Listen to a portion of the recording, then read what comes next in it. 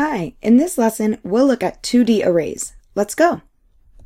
In Unit 6, we learned how we could create arrays, which allow us to store a fixed number of elements of the same type in one variable. Using arrays, we can store series of data in list form to make it easier to access information. In this case, we can track student progress on exams over time by creating a series of arrays that track each student's scores. Even this, however, can become tedious if the amount of data begins to grow consistently. Keeping track of exams 1 to 20 in 20 different variables can be tedious and can lead to careless mistakes if we aren't careful. Luckily, we can actually place all of these individual arrays into a single variable. Because arrays store elements of the same type, we can actually store an array of arrays. To declare an array that stores arrays, we add an additional set of brackets when declaring the array. Here we can see that this is an array that stores int arrays. Alternatively, we can create an array that stores arrays by creating an empty array. This code tells Java to create an array that can store 2 arrays, each with their own set of 5 indices. We can then add individual arrays to the array. In this case, we can only add up to 2 arrays, as the array only allows for 2. Arrays that store other arrays are referred to as 2D arrays.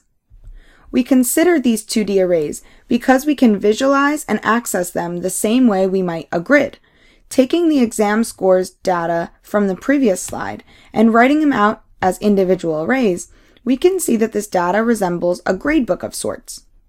The rows represent the different exams that students take, while the columns in this grid are the individual students in the gradebook. If we wanted to find the exam scores for a particular student, let's say find student 2's grade for exam 3, we can do so in a similar fashion to how we searched for values in a 1D array. To access a value in a 2D array, we use the same notation as a 1D array, but with an additional call to access the individual element within an array. The value found in the first set of brackets in a 2D array accesses the array at a particular index. In this case, we are accessing the third exam in the array, which can be found at index 2 in our 2D array. Since the value at index 2 is an array, we then need to use a second set of brackets to access the index in that particular array that we would like to find. In this case, we want to access index 1 of the array to get the second student's grade for the exam, as the first student would be found at index 0.